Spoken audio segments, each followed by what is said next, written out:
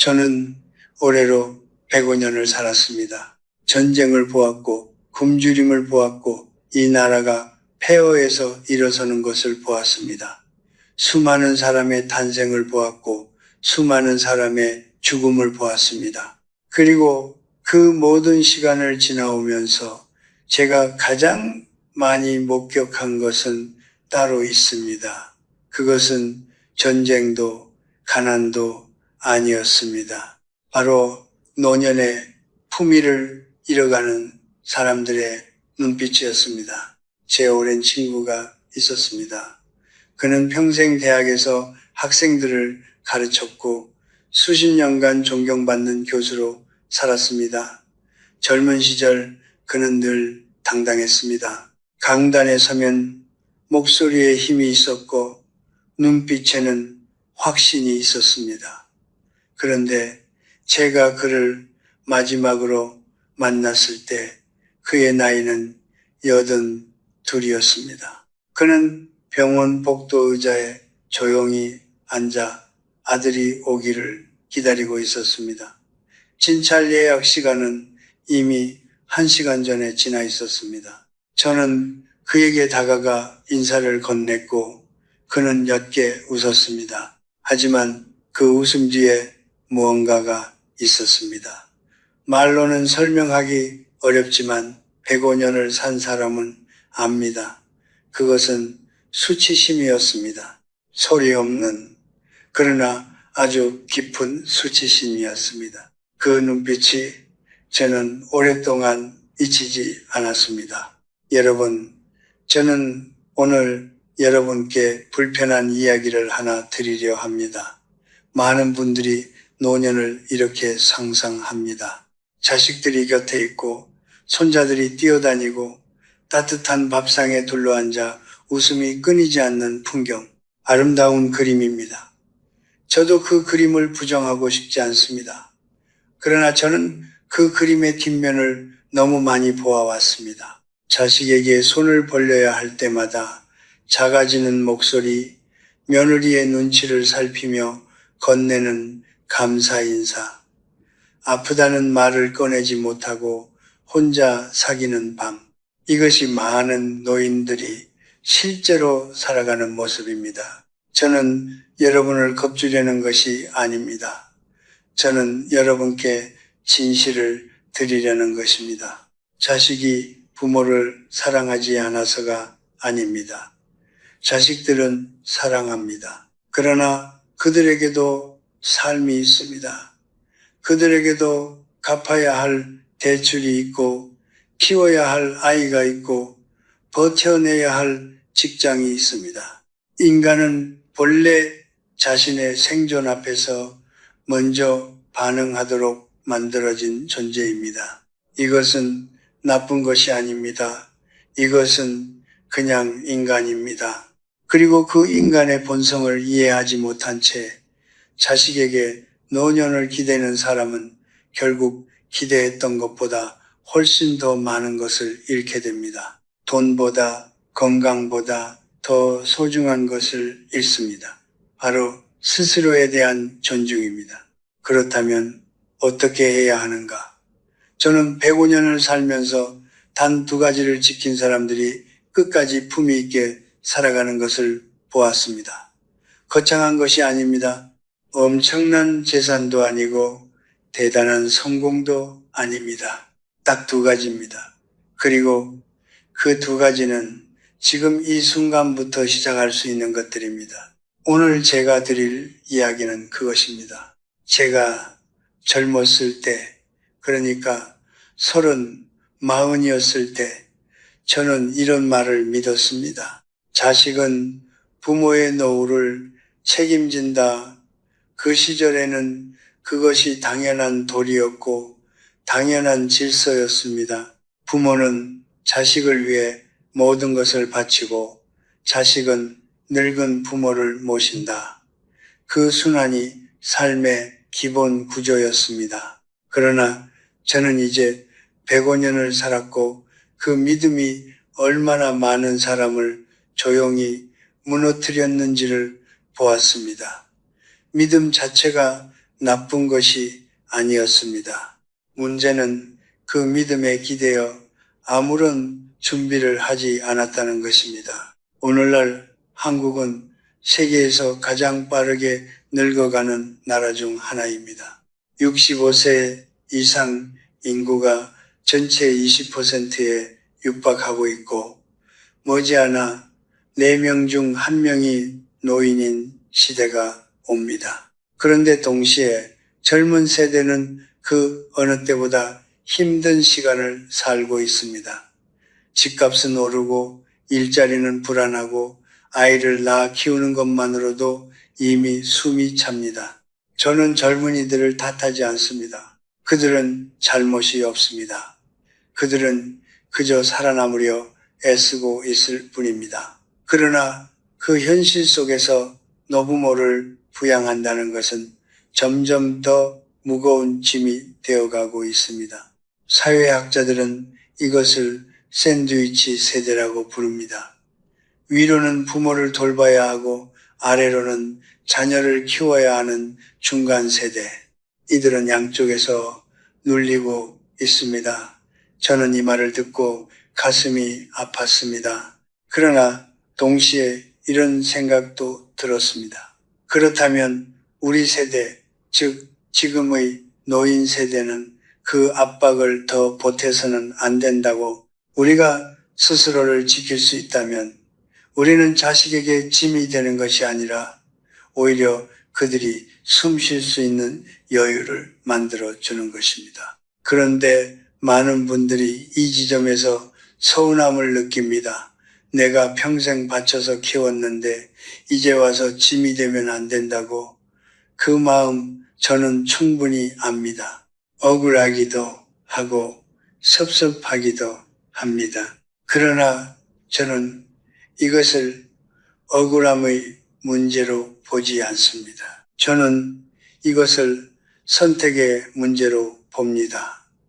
자식에게 기대어 조금씩 존중을 잃으며 살 것인가, 아니면 스스로를 지키며 끝까지 고개를 들고 살 것인가. 이 두 가지 중에 어느 쪽이 당신에게 더 어울리는 삶입니까? 인간의 본성에 대해 한 가지만 말씀드리겠습니다. 인간은 심지어 사랑하는 사람에게도 오래 의존하는 존재를 서서히 부담스럽게 여기기 시작합니다. 이것은 냉정한 말처럼 들리지만 사실입니다. 처음에는 기꺼이 돕습니다. 그러나 시간이 쌓이면 그 도움은 의무가 되고 의무는 피로가 되고 피로는 어느 순간 눈빛에 나타납니다. 말은 하지 않아도 행동으로 드러내지 않아도 그 눈빛 하나가 평생을 함께한 관계를 조용히 바꿔놓습니다. 저는 그것을 수십 번 보았습니다. 가족 사이에서도 부부 사이에서도 심지어 가장 헌신적인 자식과 부모 사이에서도. 그러므로 저는 오늘 이 이야기를 드리는 것입니다. 자식을 원망하라는 것이 아닙니다.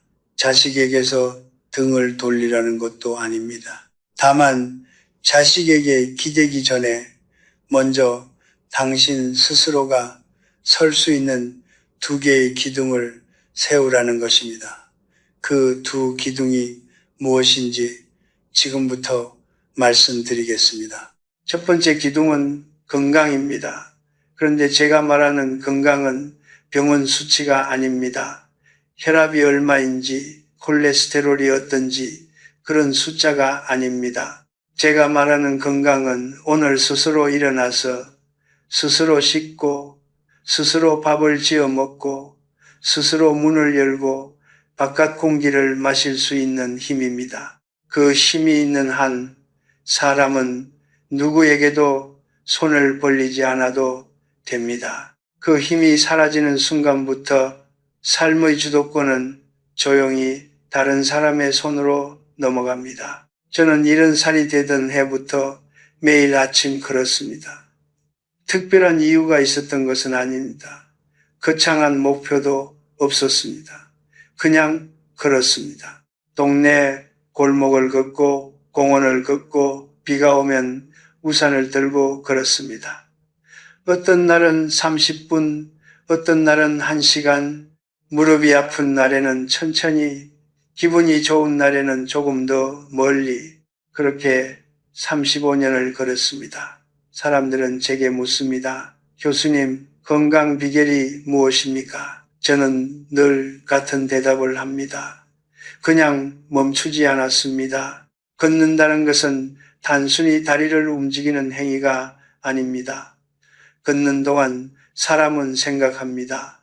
어제를 돌아보고 오늘을 정리하고 내일을 가만히 그려봅니다. 걷는 동안 뇌는 깨어납니다. 의학적으로도 규칙적인 보행은 인지 기능 저하를 늦추고 우울감을 줄이며 수면의 질을 높인다는 것이 밝혀져 있습니다. 그러나 저는 그런 연구를 보기 전부터 이미 알고 있었습니다. 걷고 나면 머리가 맑아지고 마음이 가라앉는다는 것을, 복잡하게 얽혀있던 생각들이 걷다 보면 어느 순간 조용히 제자리를 찾아간다는 것을, 그리고 생각하는 것을 멈추지 마십시오. 저는 100살이 넘어서도 글을 씁니다. 책을 읽습니다. 새로운 것을 배우려 합니다. 주변에서 걱정합니다. 무리하시는 것 아닙니까? 저는 웃으며 답합니다. 생각을 멈추는 것이 더 무리입니다. 뇌는 쓰지 않으면 굳습니다. 근육이 쓰지 않으면 줄어들듯 뇌도 자극이 없으면 천천히 줄어듭니다. 새로운 언어를 배우거나 악기를 배우거나 글을 쓰거나 그림을 그리거나 그것이 무엇이든 상관없습니다. 중요한 것은 어제와 다른 무언가를 오늘도 머릿속에서 굴리고 있느냐는 것입니다. 저는 뇌를 정원에 비유하곤 합니다. 정원은 가꾸지 않으면 잡초가 자랍니다. 꽃이 시드는 것이 아닙니다. 땅 자체가 굳고 거칠어지고 결국 아무것도 자랄 수 없는 땅이 됩니다. 반대로 매일 조금씩이라도 물을 주고 햇볕을 쬐어주고 잡초를 뽑아주면 그 정원은 나이가 들수록 오히려 더 깊어집니다. 뿌리가 깊어지고 향기가 짙어집니다. 저는 지금 제 정원이 30살 때보다 훨씬 풍성하다고 생각합니다. 그것은 재능이 아닙니다. 그것은 매일의 선택이 쌓인 결과입니다. 여기서 한 가지 더 말씀드리고 싶은 것이 있습니다. 정신건강입니다. 많은 분들이 몸은 챙기려 하면서 마음은 방치합니다. 외로움을 느껴도 나이 들면 의뢰 그런 것이라 넘기고 서러움이 차올라도 자식한테 말해봐야 짐이 된다며 혼자 사깁니다. 그러나 억누른 감정은 사라지지 않습니다. 그것은 몸속 어딘가에 쌓입니다. 수면을 방해하고 식욕을 빼앗고 면역을 약하게 만듭니다. 마음의 상처는 반드시 몸으로 나타납니다. 저는 그것을 수많은 사람들의 마지막 몇 해를 지켜보면서 깨달았습니다. 그러므로 감정을 다루는 법을 배우십시오. 글을 써도 좋고 산책 중에 혼잣말을 해도 좋고 오래된 친구에게 전화 한 통을 해도 좋습니다. 중요한 것은 자신의 내면을 완전히 무시하지 않는 것입니다. 당신의 마음도 당신의 몸과 마찬가지로 매일 돌봄이 필요한 존재입니다. 건강은 어느 날 갑자기 찾아오지 않습니다. 그것은 오늘 아침 신발끈을 묶고 문을 나서는 그 작은 행동에서 시작됩니다. 오늘 책 한 페이지를 넘기는 것, 오늘 창문을 열고 바깥 공기를 깊이 들이마시는 것, 오늘 오래된 친구에게 안부를 묻는 것, 이 모든 것이 쌓여 10년 후에 당신을 만듭니다. 저는 그것을 압니다.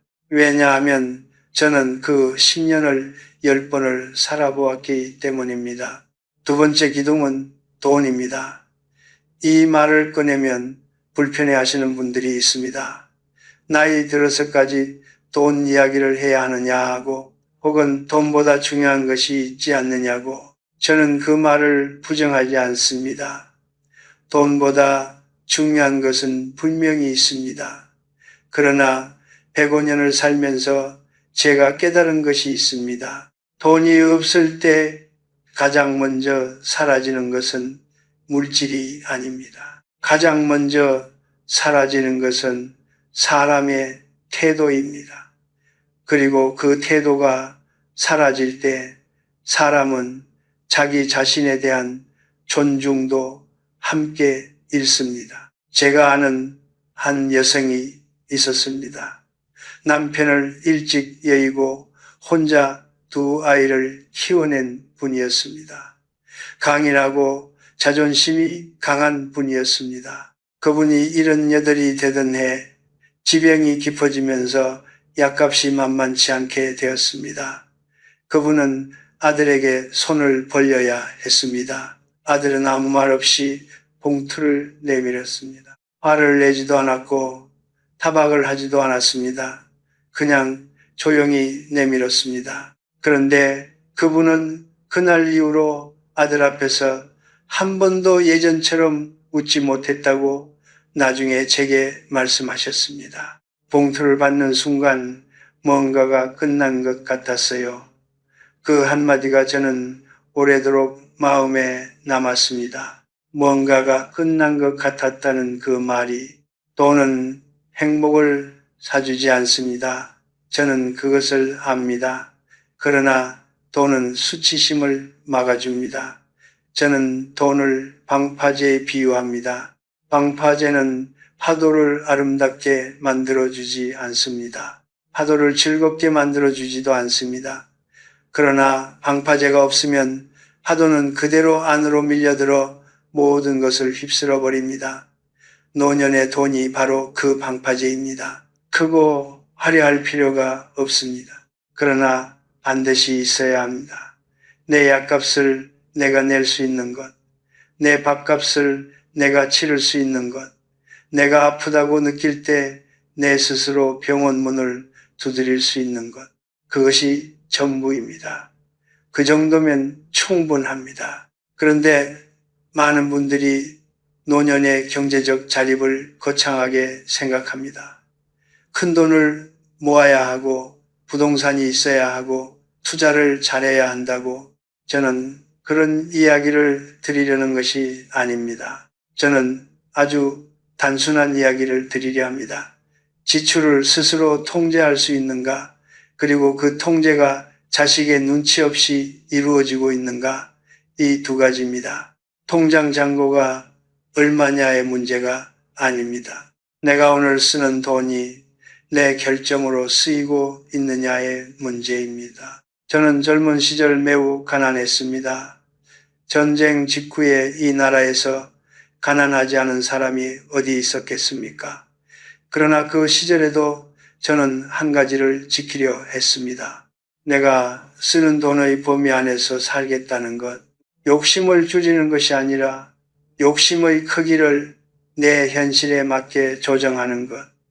행복이란 가진 것을 욕망으로 나눈 값이라는 말이 있습니다. 분자를 늘리기 어렵다면 분모를 줄이면 됩니다. 저는 평생 그렇게 살았습니다.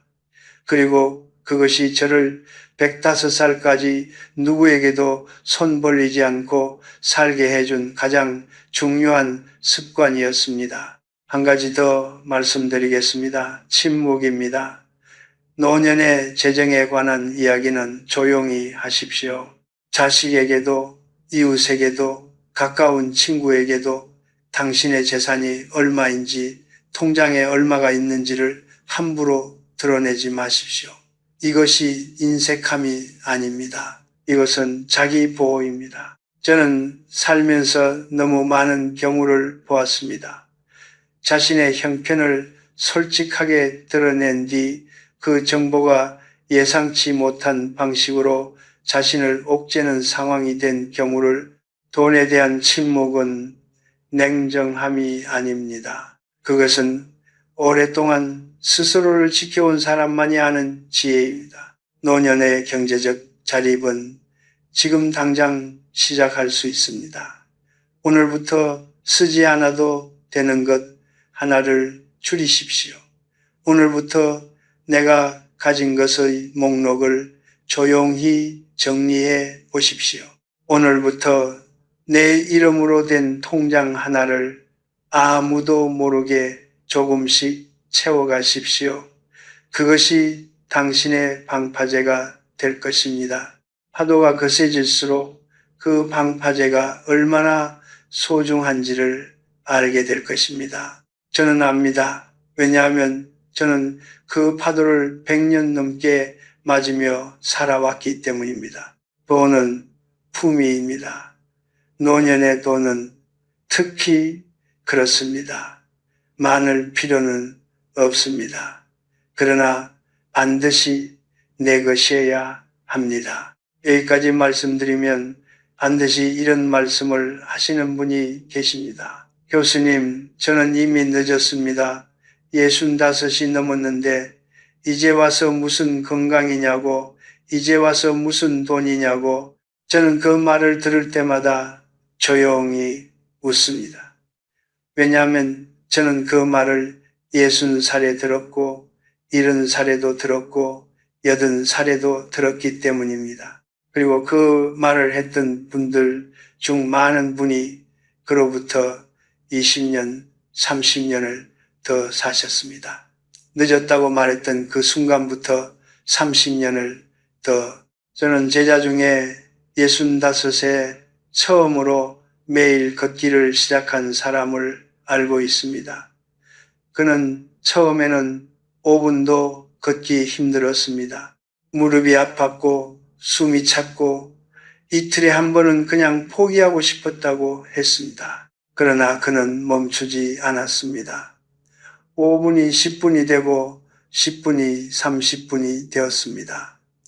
1년이 지났을 때 그는 하루 1시간을 걷고 있었습니다. 그리고 그가 92살로 세상을 떠났을 때 그는 자식의 손을 빌리지 않고 스스로 병원에 다녔고 스스로 밥을 지어 먹었으며 마지막 한 달 전까지도 혼자 외출을 했습니다. 65에 시작한 5분의 걷기가 그의 마지막 27년을 만들었습니다. 또 한 분이 계셨습니다. 68에 남편을 잃고 혼자가 된 여성이었습니다. 그분은 평생 남편이 경제를 전담했기 때문에 통장 하나 제대로 만들어 본 적이 없었습니다. 처음에는 두려웠다고 하셨습니다. 은행 창구 앞에 서는 것 자체가 떨렸다고. 그러나 그분은 딸의 도움을 받아 처음으로 자기 이름으로 된 통장을 만들었습니다. 그리고 매달 아주 작은 금액을 생활비에서 조금씩 따로 떼어 그 통장에 넣기 시작했습니다. 거창한 투자가 아니었습니다. 그냥 조금씩 내 것으로 차곡차곡. 그분이 75이 되었을 때 그 통장에는 당신이 아플 때 아무에게도 손 벌리지 않고 치료를 받을 수 있을 만큼의 돈이 쌓여 있었습니다. 그분은 제게 이렇게 말씀하셨습니다. 그 통장이 있다는 것만으로도 아들 눈치를 보지 않게 됐어요. 그 한마디가 모든 것을 설명합니다. 과학은 무엇이라고 말합니까? 인간의 뇌는 60이 넘어도 새로운 신경 연결을 만들어낼 수 있습니다. 이것을 신경가소성이라고 합니다. 뇌는 나이가 들어도 변할 수 있습니다. 굳어지는 것이 아니라 자극이 없어서 굳어진 것처럼 보이는 것입니다. 새로운 습관을 시작하면 뇌는 반응합니다. 처음에는 어색하고 힘들지만 시간이 지나면 그것이 자연스러운 일상이 됩니다. 몸도 마찬가지입니다. 이른의 근육도 꾸준히 쓰면 강해집니다. 전문가들은 말합니다. 70대에 시작한 근력 운동도 10년 후에 낙상 위험을 절반으로 줄일 수 있다고 늦은 것이 아닙니다. 시작하지 않은 것입니다. 그렇다면 오늘 무엇을 해야 하는가? 저는 거창한 계획을 세우지 말라고 말씀드리고 싶습니다. 계획이 클수록 시작은 늦어집니다. 오늘 딱 한 가지만 하십시오. 신발을 신고 집 밖으로 나가십시오. 거리는 상관없습니다. 5분도 좋고 골목 한 바퀴도 좋습니다. 그것으로 충분합니다. 내일도 하십시오. 모레도 하십시오. 일주일이 지나면 그것이 습관의 씨앗이 됩니다. 그리고 통장에 관해서는 오늘 당장 내가 한 달에 얼마를 쓰고 있는지를 종이에 적어 보십시오. 적고 나면 보입니다. 줄일 수 있는 것이 반드시 하나는 있습니다. 그 하나를 줄인 돈을 내 이름으로 된 곳에 넣으십시오. 저는 여러분께 완벽한 노년을 약속드리는 것이 아닙니다. 아프지 않을 것이라고, 외롭지 않을 것이라고 말씀드리는 것이 아닙니다. 노년은 분명히 어렵습니다. 몸은 예전 같지 않고 세상은 빠르게 변하고 때로는 존재 자체가 조용히 잊히는 것 같은 느낌이 들기도 합니다. 그러나 그 어려움 속에서도 스스로 설 수 있는 두 개의 기둥이 있는 사람과 없는 사람의 노년은 전혀 다릅니다. 분위기가 다르고 눈빛이 다르고 아침을 맞는 마음이 다릅니다. 가장 좋은 시작은 20년 전이었습니다. 그러나 두 번째로 좋은 시작은 오늘입니다. 지금 이 순간입니다. 이 영상을 보고 계신 지금 이미 시작된 것입니다. 건강과 돈, 저는 이 두 가지를 말씀드렸습니다. 그런데 105년을 살아온 사람으로서 저는 한 가지를 더 말씀드리지 않으면 안 될 것 같습니다. 왜냐하면 몸이 건강하고 돈이 있어도 여전히 무너지는 사람들을 저는 보아왔기 때문입니다. 그들에게 부족했던 것은 재산이 아니었습니다. 병도 아니었습니다. 그들에게 부족했던 것은 혼자 있는 법을 몰랐다는 것이었습니다. 외로움에 대해 이야기하겠습니다. 많은 분들이 노년의 가장 큰 두려움으로 외로움을 꼽습니다. 자식이 연락을 안 한다. 친구들이 하나둘 세상을 떠난다. 이웃과 말 한마디 나누지 못하는 날이 늘어간다. 그 두려움은 진짜입니다. 저는 그것을 부정하지 않습니다. 그러나 저는 오늘 여러분께 이 질문을 드리고 싶습니다. 당신이 두려워하는 것이 정말 외로움입니까? 아니면 혼자 있을 때 마주치게 되는 자기 자신입니까? 저는 30살에 혼자 있는 것이 불편했습니다. 40살에도 그랬습니다. 사람들과 함께 있어야 안심이 되었고 누군가가 내 말을 들어주어야 내가 존재하는 것 같았습니다. 그런데 어느 날 문득 깨달았습니다. 내가 사람들 속에서 찾으려 했던 것이 사실은 나 자신이었다는 것을 나는 밖에서 나를 찾고 있었던 것입니다. 그리고 밖에서는 결코 나를 찾을 수 없었습니다. 밖에 있는 것들은 모두 언젠가는 사라지기 때문입니다. 사람도 관계도 명성도 역할도 모두 사라집니다. 그리고 그것들이 사라진 자리에 남는 것은 결국 자기 자신뿐입니다. 저는 100살이 넘은 어느 새벽 혼자 창가에 앉아 있었습니다. 아무도 없었습니다.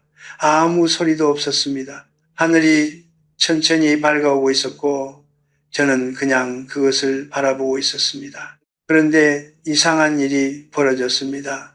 두렵지 않았습니다. 외롭지 않았습니다. 오히려 오래된 친구를 만난 것처럼 따뜻하고 익숙한 느낌이 들었습니다. 그 친구는 다름 아닌 저 자신이었습니다. 100년이 넘는 시간이 걸려 저는 드디어 나 자신과 친해진 것입니다. 외로움은 능력입니다. 저는 그렇게 생각합니다. 혼자 있을 수 있는 사람은 세상에 끌려다니지 않습니다. 누군가의 인정이 없어도 흔들리지 않습니다. 누군가가 연락을 하지 않아도 무너지지 않습니다. 왜냐하면 그 사람에게는 혼자 있을 때도 함께 있어주는 존재가 있기 때문입니다. 바로 자기 자신이 이것이 진정한 독립입니다.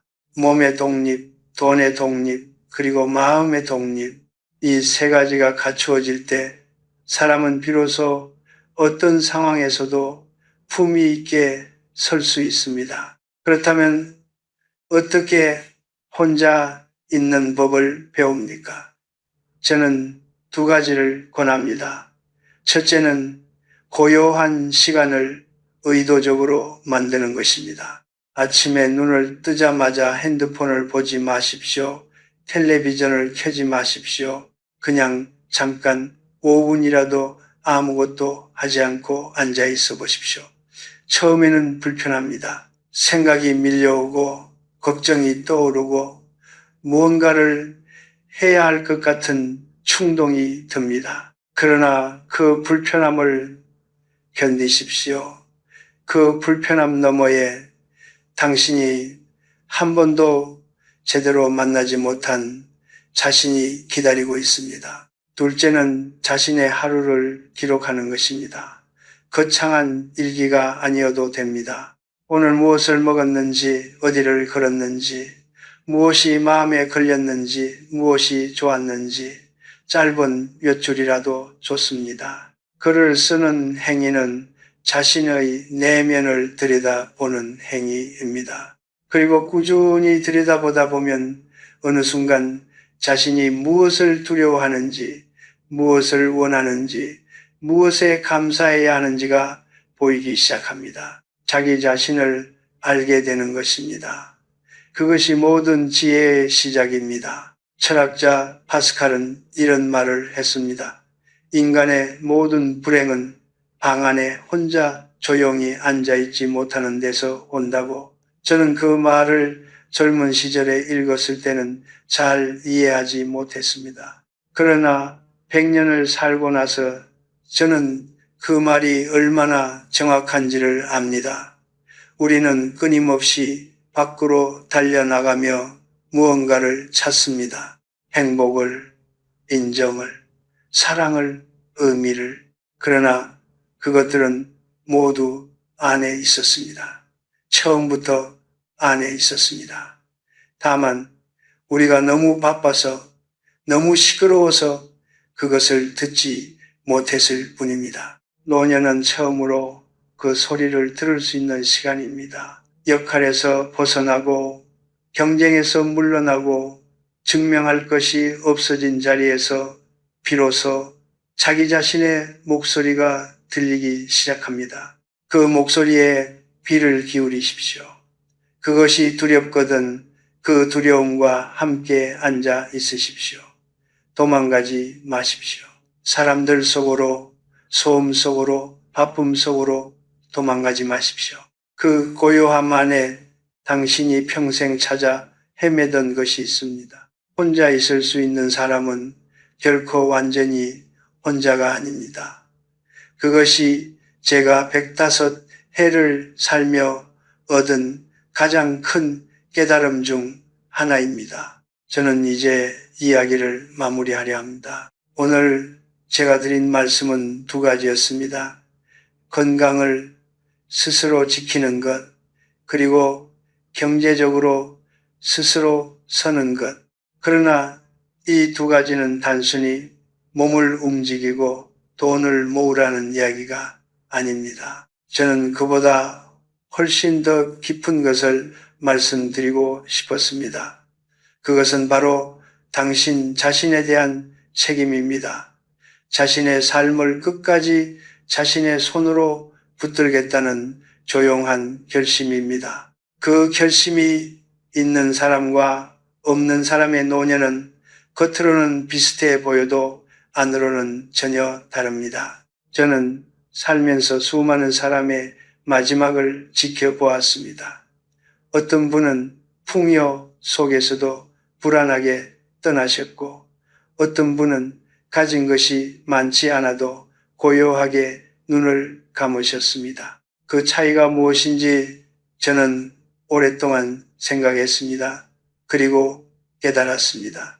평화롭게 마지막을 맞이한 사람들에게는 한 가지 공통점이 있었습니다. 그들은 삶의 마지막 순간까지 자기 자신이었습니다. 누군가의 부모로서가 아니라, 누군가의 배우자로서가 아니라 온전히 자기 자신으로서, 그 사람 자체로서 살다가 떠났습니다. 붐이란 그런 것입니다. 화려한 것이 아닙니다.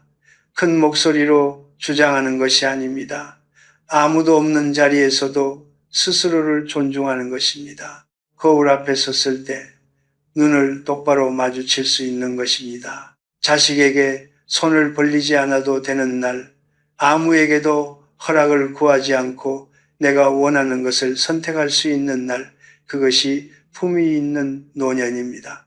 그날들을 만들어가는 것은 오늘의 선택입니다. 지금 이 영상을 보고 계신 분들 중에 50대이신 분이 계십니까?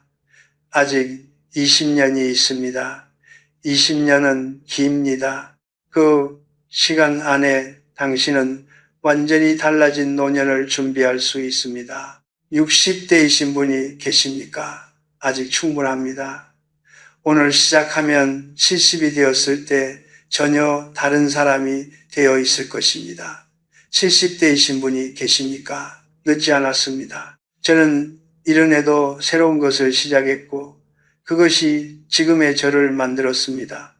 어떤 나이에도 오늘은 당신이 가진 날들 중 가장 이른 날입니다. 저는 여러분께 완벽한 노년을 드릴 수 없습니다. 아무도 그것을 드릴 수 없습니다. 노년은 분명히 쓸쓸한 계절이기도 합니다. 몸은 예전 같지 않고 오래된 친구들은 하나둘 곁을 떠나고 세상은 나를 기다려주지 않고 빠르게 흘러갑니다. 그러나 그 계절 안에서도 스스로 선 사람은 다릅니다. 바람이 불어도 흔들리되 쓰러지지 않는 나무처럼 그는 그 자리에 있습니다. 뿌리가 깊기 때문입니다. 그 뿌리를 만드는 것이 오늘의 작은 선택들입니다. 오늘 아침 신발을 신고 문을 나서십시오. 오늘 저녁 조용히 앉아 내 이름으로 된 통장을 들여다 보십시오. 오늘 밤 짧게라도 글 몇 줄을 써서 오늘 하루를 기록해 두십시오. 이 세 가지가 전부입니다. 거창하지 않습니다. 그러나 이 작은 것들이 10년 후에 당신을 만듭니다. 20년 후에 당신의 눈빛을 만듭니다. 그리고 마지막 순간 당신이 어떤 표정으로 눈을 감느냐를 만듭니다. 저는 105해를 살았습니다. 돌아보면 후회가 없는 것은 아닙니다. 더 일찍 깨달았더라면 하는 것들도 있습니다. 그러나 한 가지만은 분명합니다. 스스로를 포기하지 않았다는 것, 어떤 상황에서도 내 발로 서려 했다는 것, 그것이 저를 오늘 이 자리에 있게 해주었습니다. 그리고 그것이 제가 여러분께 드릴 수 있는 가장 솔직한 말입니다. 당신의 노년은 아직 끝나지 않았습니다. 아니, 어쩌면 지금부터가 시작인지도 모릅니다. 역할에서 벗어난 자리에서, 증명할 것이 사라진 자리에서 비로소 당신은 온전히 당신 자신이 될 수 있습니다. 그 자유를 두려워하지 마십시오. 그 고요함을 도망가지 마십시오. 그 안에 당신이 있습니다. 처음부터 그 안에 있었습니다. 부디 건강하십시오. 부디 품이 있으십시오. 그리고 부디 끝까지 당신 자신이십시오. 노년은 지는 해가 아닙니다. 하루 중 가장 깊은 빛이 드는 시간입니다.